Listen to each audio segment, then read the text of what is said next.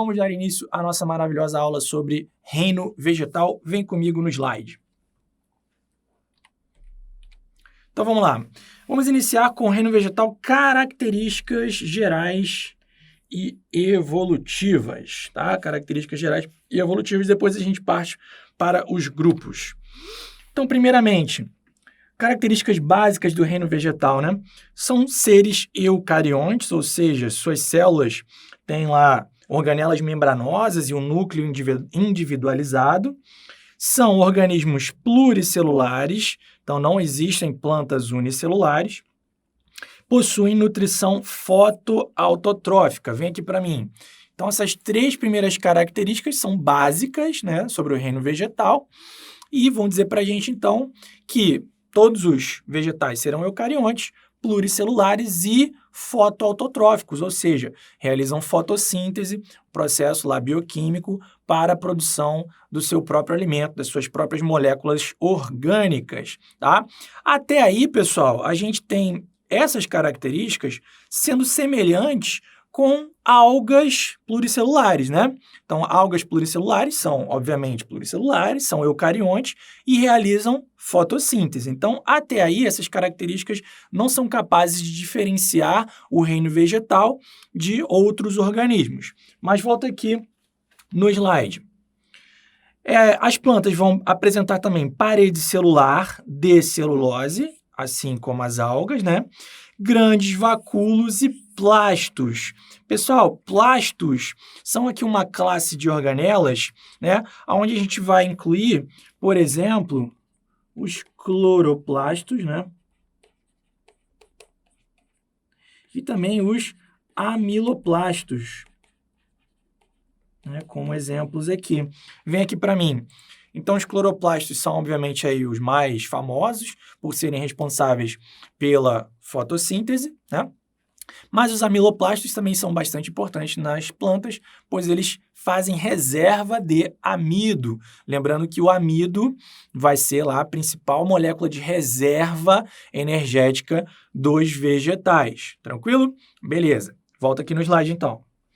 E aí, pessoal, a gente vai ter como ancestral de todas as plantas, ou seja, ancestral do reino vegetal, algum grupo, algum clado de algas verdes, tá? A gente vai ver já melhor como é que a gente enxerga aí as relações evolutivas do reino vegetal. Agora vem uma característica muito importante das plantas, pessoal, e essa é uma característica que vai diferenciar o reino vegetal das algas, que elas possuem embriões pluricelulares maciços, né? E por isso elas são chamadas de embriófitas. Então vem aqui para mim. Galera, essa é uma característica muito importante do reino vegetal. As algas não possuem essa característica de possuir, então, um embrião pluricelular maciço. Ok? E além disso, esse embrião, ele vai ser, volta aqui no slide, ele vai se desenvolver às custas do organismo materno, naquilo que a gente chama de matrotrofia. Matrotrofia, tá? Então, volta aqui para mim. Esse embrião, durante seus estágios iniciais de desenvolvimento, ele vai estar se desenvolvendo às custas do organismo materno. Então, isso é uma característica, uma apomorfia do reino vegetal, não estava presente, então, nos seus ancestrais, nas algas ancestrais e muito menos nas algas atuais. Beleza? Então, isso aqui é importante que você tenha em mente, tá? Volta aqui no slide. Mais de 300 mil espécies atuais, conhecidas, a grande maioria terrestre. E aí vem aqui para mim. Galera, olha só. As plantas, elas são um grupo de seres vivos eminentemente terrestres, tá? Na história evolutiva do reino vegetal, elas surgem porque elas colonizaram ambientes terrestres. Então, atualmente, quando a gente fala de plantas aquáticas, essas plantas aquáticas que nós temos hoje, elas evoluíram de ancestrais terrestres, tá certo? Então, plantas, quando a gente fala assim, plantas terrestres, é quase uma redundância, porque o reino vegetal é um reino de organismos terrestres, tá? E para que o reino vegetal surgisse, então, evolutivamente, nós vamos ver uma série de adaptações ao ambiente terrestre, beleza? Agora, volta aqui no slide para a gente ver a nossa última característica geral aqui, que é a alternância de gerações, né? Também chamada aqui de metagênese. Metagênese ou, metagênese ou ciclo, ciclo haploide diploide, tá? Eu vou explicar melhor isso daqui, mas volta aqui para mim. Essa é uma característica importante também do reino vegetal, que é a alternância de gerações, uma geração haploide e uma geração diploide, tranquilo? Dessas 300 mil espécies que eu falei aqui, a maior parte delas atualmente corresponde às angiospermas. As angiospermas, então, são o grupo dominante de vegetais. Isso não foi sempre assim na história evolutiva do grupo, como a gente vai discutir um pouquinho aqui ao longo da nossa aula de hoje, tá? Então, essas são as características principais. Vamos dar uma olhadinha aqui melhor na nossa árvore filogenética do reino vegetal, só situando, então, as plantas estão aqui, ó, tá? Também chamadas de embriófitas, devido à presença desse embrião, né, multicelular, que se desenvolve inicialmente às custas do organismo materno. Mas quando a gente analisa, então, as algas, principalmente as algas verdes e as algas vermelhas, a gente vai ver, então, um ancestral desses grupos, que vai estar aqui, nesse ponto, né? E aí, num determinado momento, você tem uma ramificação, gerando as algas vermelhas de um lado, as algas verdes e as plantas do outro, né? Nesse ramo aqui. E aqui a gente tem o surgimento, ó, de organismos com clorofila B e armazenamento de amido. Por que clorofila B aqui? Porque a clorofila A, pessoal, ela está presente também em bactérias. E se a gente for voltar aqui na escala evolutiva até chegar no ancestral das plantas, das algas e das bactérias, a gente vai ter que voltar muito tempo aqui, né? Então, a clorofila B, ela vai aparecer aqui, ela não está presente em bactérias, em cianobactérias, né, que são organismos também fotossintetizantes, beleza? E aí, nesse ramo agora, a gente vai ter a separação aqui de algas verdes, tá? Todas essas são algas verdes, e finalmente aqui no cantinho, as plantas terrestres, as embriófitas, tá? Lembrando que, além desse embrião multicelular maciço, né, existem outras adaptações, outras apomorfias do reino vegetal, e entre elas a gente destaca aqui a presença da cutícula, tá? Um revestimento ali impermeabilizante de folhas e outras estruturas vegetais. Essa relação aqui sobre qual é o grupo irmão, né, dos vegetais, ela não é muito 100% esclarecida, tá? Então, existem alguns autores que vão inverter essa história aqui na árvore filogenética, mas apenas para que você tenha ideia que os ancestrais do reino vegetal seriam, então, ali algas verdes, organismos semelhantes às algas verdes, que deram origem também às algas verdes atuais. Beleza? Aqui, explorando um pouco melhor a nossa alternância de gerações, né? Alternância de gerações. Olha aqui. Então, a gente vê que existe uma fase haploide, uma geração haploide do vegetal e uma geração diploide do vegetal. Essa geração diploide a gente chama de esporófito. A geração haploide a gente chama de gametófito, né?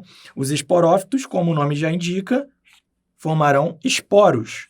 Se os esporos e os gametas sempre são haploides, isso significa que o esporófito, para gerar esporos, precisa sofrer meiose, né? Afinal, o esporófito é 2N, o esporo é N. Então, a meiose é uma meiose espórica, né? tá? É uma meiose que vai gerar esporos. Esses esporos geram gametófitos haploides, que por mitoses, né, aqui, divisão mitótica, né, vão gerar gametas masculinos e femininos, que por sua vez se encontram na fertilização ou fecundação, né, gerando o zigoto diploide, retornando então à geração diploide, que dá origem ao esporófito. Né? Então, olha aqui para mim.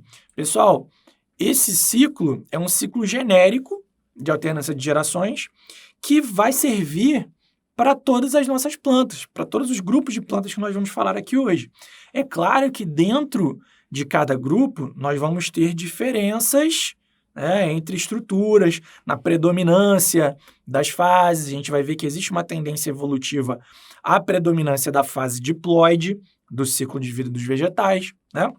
Mas o basicão é isso daqui. Então, você entendeu esse esquema, fica muito mais fácil a sua vida para entender os esquemas específicos para cada grupo. Tranquilo? Volta aqui no slide. Maravilha. Agora sim, falando um pouquinho mais sobre a evolução do reino vegetal, a gente tem que pensar o seguinte. Vem aqui para mim. Olha só, vamos raciocinar. A gente tem que voltar no tempo há quase 500 milhões de anos, lá no Ordoviciano, 470, 480 milhões de anos, não havia plantas terrestres, não havia animais terrestres. Então, a vida ela estava praticamente confinada a ambientes aquáticos. Então, lá nos oceanos, havia animais, havia algas, e havia fungos, protozoários, enfim, havia outros organismos lá, tá? Mas não existiam plantas. E aí, pessoal, algumas algas verdes, elas vão, então, começar a colonizar ambientes próximos a ambientes aquáticos. Então, tipo, no limite ali, tá? Em volta de um lago, por exemplo, em que ali você tem subir um pouco o nível de água, a alga fica submersa, descer um pouco, ela já fica para fora da água. Então, você vai ter esse cenário com essas algas verdes, ancestrais das plantas ali, tá? E você vai ter, por outro lado, um ambiente terrestre livre, inexplorado, falando assim, galera, vem que eu te quero. Imagina só a quantidade de nichos ecológicos disponíveis sem estar ocupados naquela época nos ambientes terrestres. Né? Então, a gente pode colocar aqui, elencar algumas vantagens para a colonização do ambiente terrestre pelos ancestrais das plantas. Então, primeiro, luz solar abundante. Né? Porque você tem que raciocinar o seguinte, dentro da água, à medida que você vai aumentando a profundidade, você diminui a entrada de luz. No ambiente terrestre, não. Se você está na superfície terrestre, tem luz à vontade para todo mundo. Então, essa é a primeira vantagem, luz abundante. Segunda vantagem, disponibilidade de gases, né? Principalmente aí do gás carbônico para realizar a fotossíntese. Então, você pensa que na água, esse gás carbônico está numa concentração menor, ele está dissolvido na água. Agora, no ambiente em que você tem uma atmosfera gasosa, você tem maior disponibilidade desse gás carbônico, certo? Para realizar a fotossíntese. Mais espaço. Lógico, se a vida está toda no ambiente aquático e no ambiente terrestre quase não tem nada, então tem espaço para caramba. Né, para habitat, né, para que eles sejam ocupados fisicamente pelos organismos. E ainda nós tínhamos o quê? Menos competidores. Lógico, os nichos estão vagos, não tem competição. Então, isso aqui, galera, essas 4 vantagens, né, elas estavam praticamente assim, galera, vamos que vamos, tá? Vem para cá, vem me ocupar. É quase isso. Só que havia também obstáculos, e obstáculos sérios. Primeiro, desidratação. A gente sabe que a água é importantíssima para os seres vivos. É a molécula mais abundante dos seres vivos. Então, se os organismos estão na água, é fácil de você se manter hidratado. Agora, no ambiente terrestre, é complicado. Então, era necessário que surgissem adaptações contra essa desidratação, tá? Primeira coisa. Segunda coisa, sustentação. Se você está na água, né, a própria densidade da água ajuda a sustentar o corpo do organismo. Então, as algas pluricelulares que nós temos hoje, elas ficam ali tranquilonas, né, dentro da água, elas não precisam ter tecido de sustentação para se manterem eretas. Fora da água, né, num ambiente com uma atmosfera gasosa, que é menos denso do que a água, então você tem um problema para o organismo se manter ereto. Imagina, quando você pega uma alga e bota ela do lado de fora da água, ela fica toda, né, se esparrama toda. Então, esse era um segundo obstáculo. Terceiro obstáculo, mobilidade de gametas e esporos. Por quê? Se você está na água, os gametas conseguem nadar para que ocorra a reprodução sexuada. No ambiente terrestre, fica mais complicado, principalmente falando de gametas flagelados, né? Então, isso era um outro obstáculo.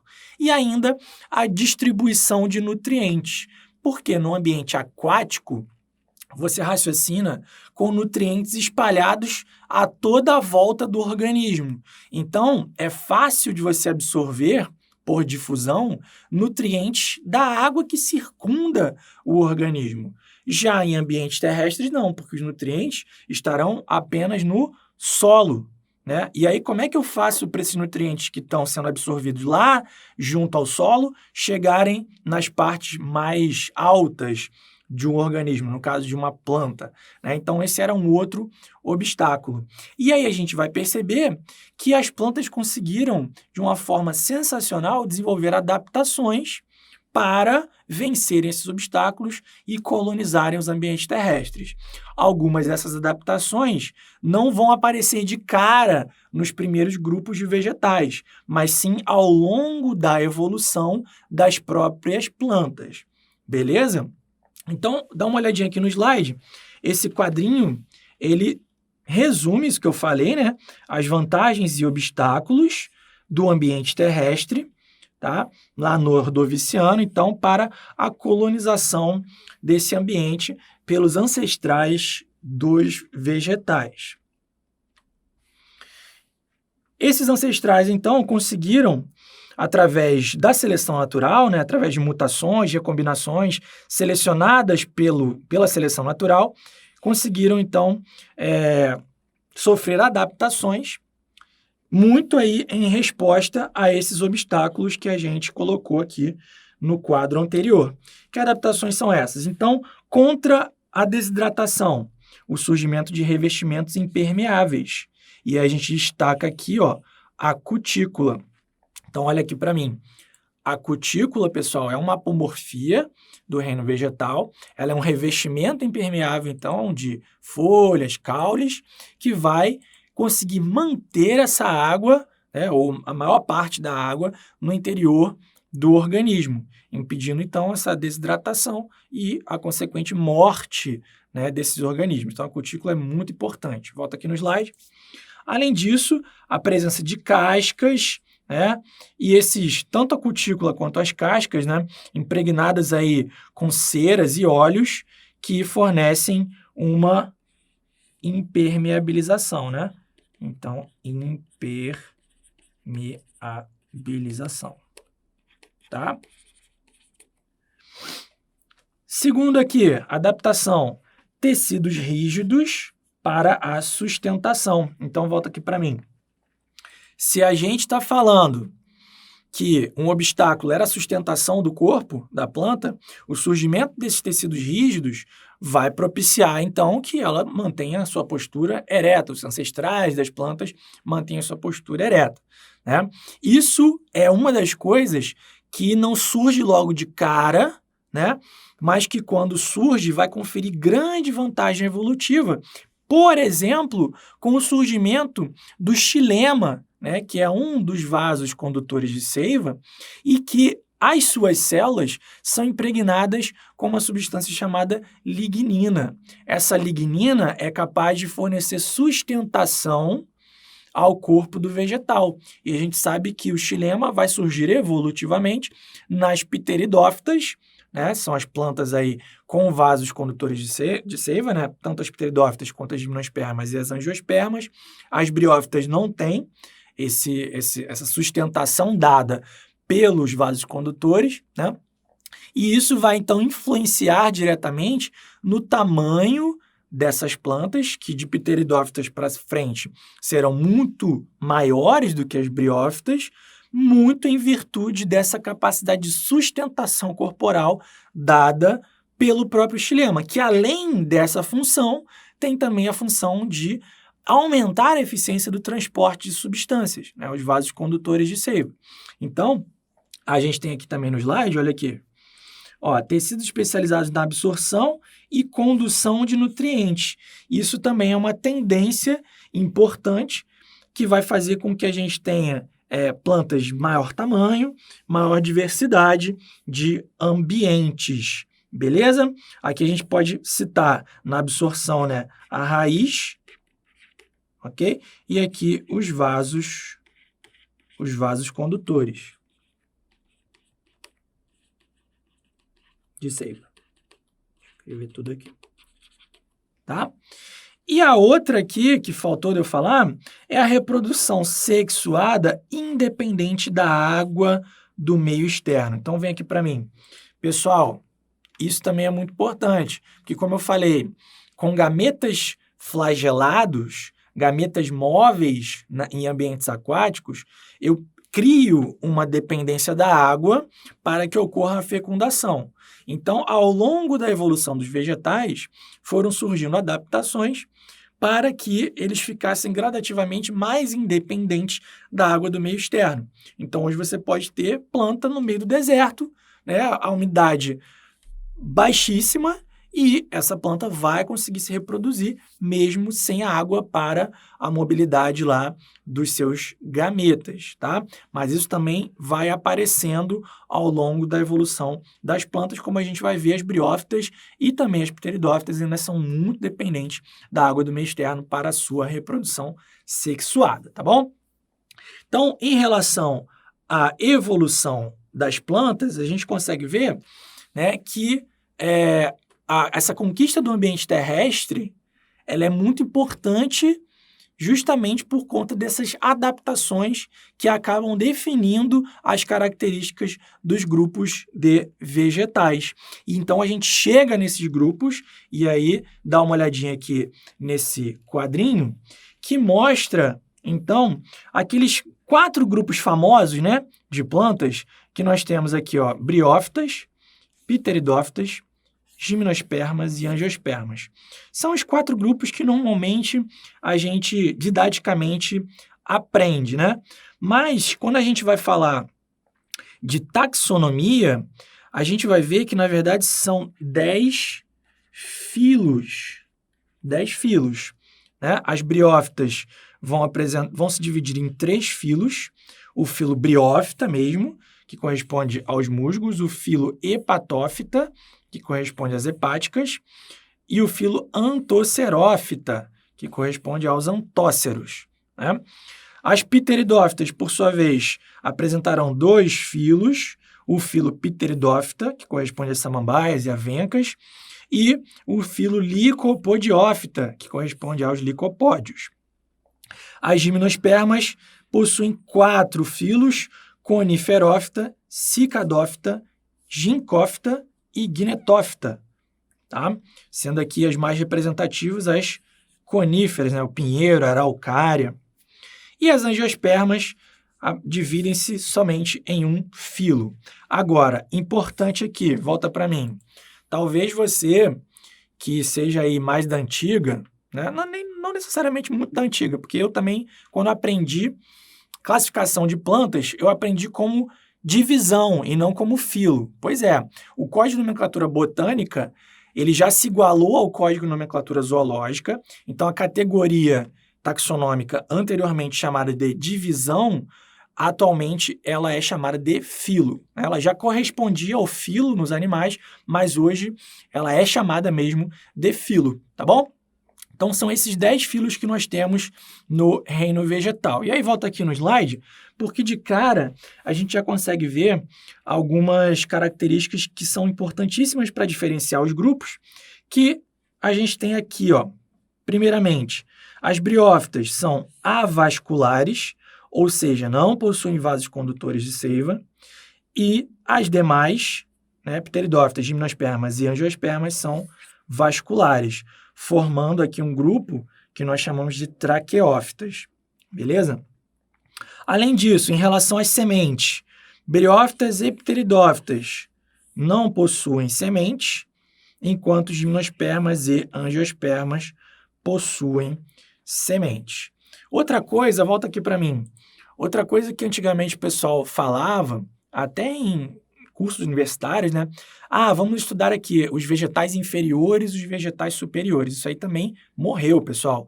Não é porque a gimnosperma, não é porque a angiosperma tem flor e fruto que ela é superior e a briófita, tadinha, que não tem nem vasocondutor de seiva, é inferior. Não, isso não existe. A gente sabe que na evolução, atualmente, todos os organismos estão igualmente evoluídos. Você não tem a angiosperma mais evoluída do que a briófita só porque elas possuem algumas características mais derivadas, tá? Então, essa terminologia de vegetais superiores e inferiores caiu por terra. Volta aqui no slide. Mais aqui um cladogramazinho maravilhoso, né?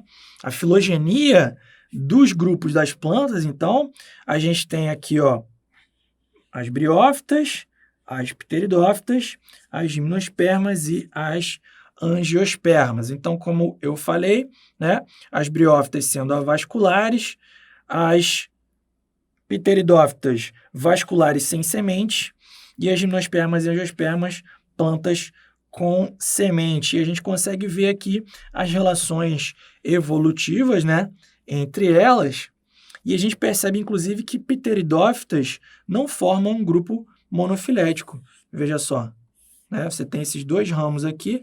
Para que você tivesse um grupo monofilético aqui, você teria que pegar todo esse grupo. Então, pteridófitas não formam um grupo monofilético, beleza?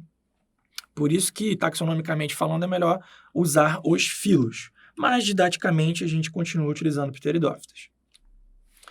E mais uma representação, essa aqui eu vou utilizar porque essa é muito clássica de aparecer em provas, né?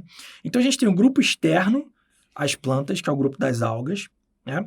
E aí, com a presença desse embrião multicelular, então seria a apomorfia das plantas, a gente vai ter aqui, ó, aqui, nossa, ficou feio demais isso aqui, deixa eu fazer melhor. A gente vai ter aqui, melhorou. A gente vai ter aqui, ó, as embriófitas. As embriófitas, né? Levando em consideração essa novidade evolutiva aqui. Aí, quando a gente vai subindo nesse nosso cladograma, vai surgir, então, aqui os vasos condutores de seiva, né? E aí eu formo um outro grupinho, vou pegar assim, ó, que é formado por pteridófitas, gimnospermas e angiospermas, que são as traqueófitas. As traqueófitas, certo? E aí, quando eu subo um pouco mais no cladograma, eu tenho as sementes. E aí eu formo um outro grupo, que é de gimnospermas e angiospermas, que são as espermatófitas. Espermatófitas.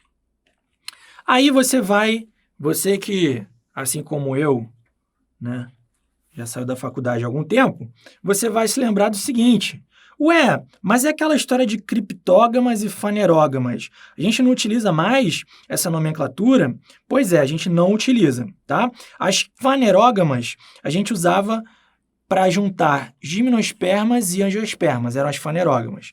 E as criptógamas eram briófitas e pteridófitas. Apesar da gente não usar mais esses termos, vem aqui para mim. É interessante a gente lembrar, né, desses termos, porque eles falam algumas coisas importantes.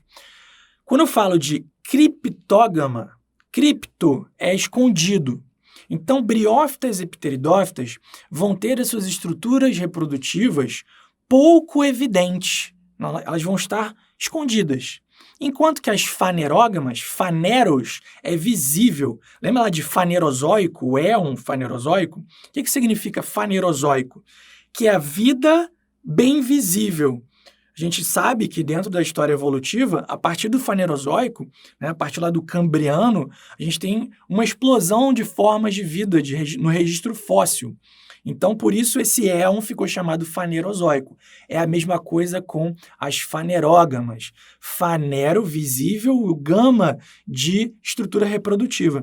Então, gimnospermas e angiospermas apresentam estruturas reprodutivas evidentes, bem visíveis, beleza? Então, tenha isso em mente. Agora, como eu falei, atualmente, a gente não usa mais esses termos por eles não apresentarem, principalmente o termo criptógamas, não tem nenhuma validade taxonômica, porque as criptógamas não fazem um grupo monofilético, né? Então, a gente não usa mais esses termos. E o termo fanerógama foi substituído por espermatófita, que corresponde às plantas com sementes, e nesse caso a gente tem angiospermas e gimnospermas. Beleza?